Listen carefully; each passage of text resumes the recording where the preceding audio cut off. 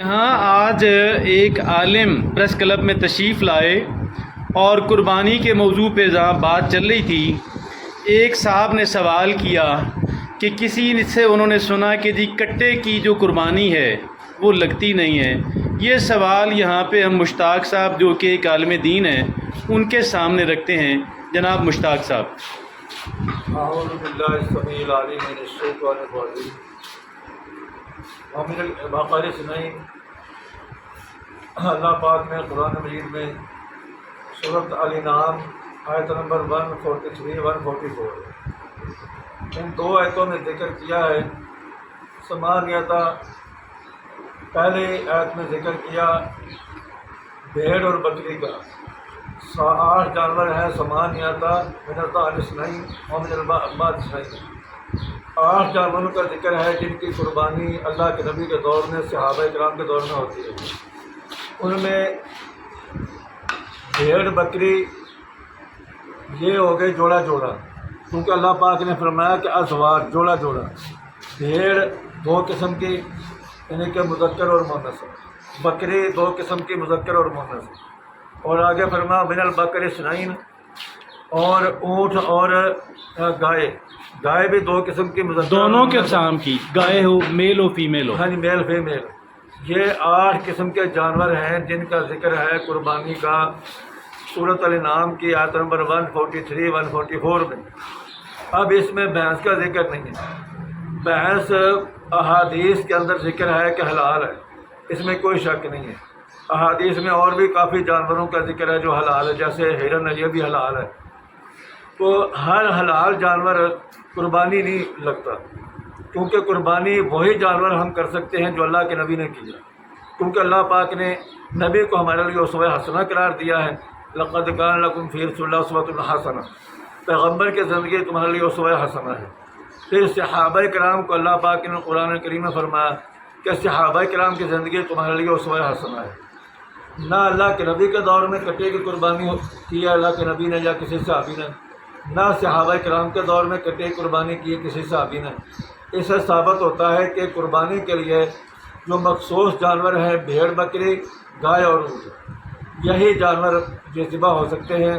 اس کے علاوہ کٹے کی قربانی اسلام میں جائز نہیں ہے۔ ویسے حلال ہے، اس کا دودھ بھی گوشت بھی ہرن کی طرح، لیکن قربانی نہیں ہے۔ تول کے جانور قربانی کے جو ہے وہ خرید کر سکتے ہیں؟ ہاں جی، جانور قربانی کے تول کر خرید و فروخت ہو سکتی ہے اسلام میں؟ اس کا کیا جی تول میں ہو سکتی ہے، کوئی حرج نہیں۔ اس کی کیا دلیل ہے؟ اس کے دیکھو نا کہ آپ کی اپنی مرضی، آپ اس کو وزن کے حساب سے بیچیں یا ویسے ہی اندازے کے حساب سے بیچیں۔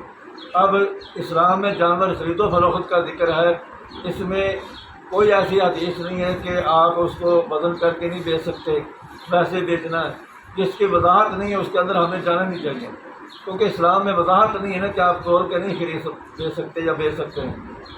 آپ ویسے بھی اندازے سے خرید سکتے ہیں، وزن کر کے بھی خرید سکتے ہیں۔ یہ تو مولانا ایسے ہو گئی نا بات ہاں جی، کہ جیسے اللہ کی طرف سے حکم آیا کہ بچڑا ذبح کرو، ہاں جی، پچھلی اقوام پہ ہاں جی، انہوں نے حجتیں شروع کر دیں، ہاں جی، کس رنگ کا ہو، کتنی عمر کا ہو، ہاں جی، اور پھر جوں وہ پوچھتے گئے ویسے نئے مشکلات بڑھتی ہیں۔ مشکلات بڑھتی چلی گئیں۔ ہاں جی، تو آپ نے اصول بڑا اچھا بتایا، آپ ریپیٹ کریں گے؟ آپ نے کیا بولا تھا اصول؟ کہ جس چیز کے بارے میں اسلام میں کوئی وضاحت نہیں ہے اس کے بارے میں سوال کرنے کی ضرورت نہیں ہے۔ اگر آپ نے فرمایا کہ وضاحت نہیں ہے تو چونکہ فرمایا تو نہیں گیا اللہ کے رسول کی طرف سے کہ کٹا بھینس آپ ذبح نہیں کر سکتے، آپ اس کی قربانی نہیں ہوگی، پھر ہم نے اپنے طور پہ کیسے فرض کر لیا؟ بہت اچھا سوال ہے، اس لیے کہ اللہ کریم نے فرمایا کہ لقد کان لکم فی رسول اللہ اسوۃ حسنہ، پیغمبر کی زندگی تمہارے لیے اسوہ حسنہ ہے۔ جب اللہ کریم نے ایک اصول وضع کر دیا ہے کہ پیغمبر کی زندگی تمہارے لیے اسوہ حسنہ ہے، پیغمبر نے جو کام کیا ہے وہ کرو، جو کام نہیں کیا وہ نہ کرو، یہ مختصر اصول ہے۔ تو یہ تھے محترم مشتاق صاحب جو کہ ایک اعلیٰ پائے کے عالم دین ہے اور مکتبہ فکر ان کا اہل حدیث ہے، لیکن بات یہ قرآن و سنت کی کرتے ہیں، لہٰذا جو بندہ قرآن و سنت کی بات کرے اعلیٰ ترین جو دلیل ہوتی ہے وہ ہوتی ہے قرآن سے، اور اس کے بعد جو ہے وہ اللہ کے رسول صلی اللہ علیہ وسلم کی سنت سے. اور یہ ہے چکوال کا پریس کلب. یہاں پہ گفتگو ہوئی. صاحب ایک اور سوال ہے اسی حوالے سے کہ یہ آپ دیکھتے ہیں کہ اوجری جو ہے نا اکثر لوگ اس کو بھی حرام سمجھتے ہیں اور بائٹ پھینک دیتے ہیں. تو کیا یہ قربانی جب ہم کرتے ہیں تو جانور کی جو اوجری ہوتی ہے کیا یہ بھی حلال ہے؟ بالکل حلال. جانور کے جو ہے نا سوائے گوبر اور پیشاب کے جو ناپاک چیزیں ہیں اس کے علاوہ ہر چیز اس کی حلال ہے. پورے ہوتے ہیں. ہاں جی کیا یہ بھی جائز ہے ہاں جی بالکل کھانا جائز ہے؟ ہاں جی. حالانکہ اس کے اندر تو کافی کہتے ہیں کہ ناپاک نہیں اس کے اندر وہ ناپاک چیز جو نا مادہ ٹھہرتا نہیں ہے. جو ٹھہرنے والا وہ علیحدہ ایک جلدی سے بنی ہوتی ہے.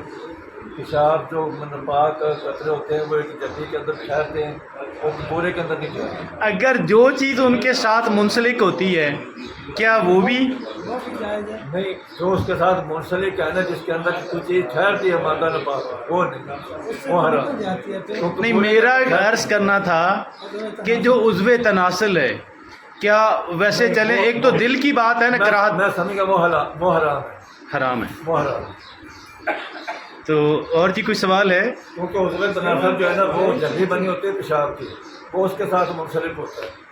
وہ جلدی بھی حرام ہے جس کے اندر وہ حرام مادہ ہوتا ہے اور وہ عضو تناسل بھی حرام ہے. بس جی. ہاں جی. اور گردے جو اس کا زہر کا مادہ ہوتا ہے وہ حرام ہے. باقی آپ کو بتایا اس کا کلیجی وغیرہ اوجری وغیرہ سب حلال. زبان بھی حلال ہے. ہاں جی بالکل حلال ہے. گردے گٹکا بھی حلال ہے. یہ بڑا دلچسپ سوال بات یہاں پہ چھٹکلا آیا. اب بڑے ہمارے سیکرٹری جنرل صاحب بڑے انٹیلیجنٹ ہیں.